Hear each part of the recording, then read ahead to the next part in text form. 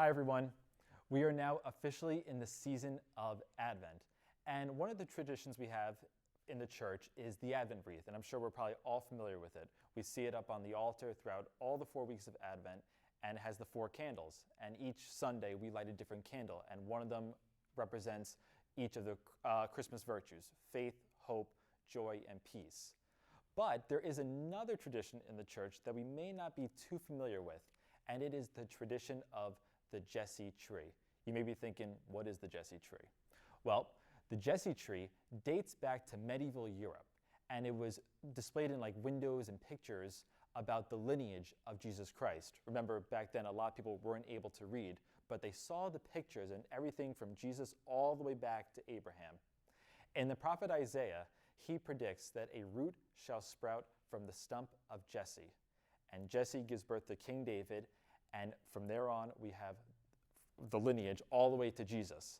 And in 2 of the gospel accounts, the writers actually talk about this lineage going from Abraham all the way through Jesus. So over the next couple of weeks during Advent, we're going to be introducing you all to some of these symbols of the Jesse tree. And it really is like a miniature Christmas tree, but there's only like branches. And each day during Advent, we like put a different ornament on, and it represents something about the Bible. Think about like your family like tree. We always have like our parents, our grandparents, siblings, aunts, and uncles. This Jesse tree is really our story as Christians of where we came from at the beginning of time, all the way up to the birth of Jesus Christ. And every day we're going to look at and like kind of reflect about each of these huge stories in the Bible that eventually led to the birth of Jesus.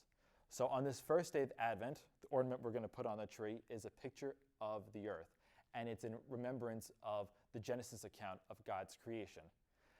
We sometimes like to think that the creation account is, scientifically accurate, but the writers don't want us to always think of everything in so literal terms. The point of the Genesis account is that God is in control of everything. He has a specific plan, and he orders everything. And that's why when we read the Genesis account of him creating the night and the dark, the sun, the moon, the sky, the earth, and then all the way, the last thing that God creates, the high point of creation, is us, people. And he creates out of his love for us.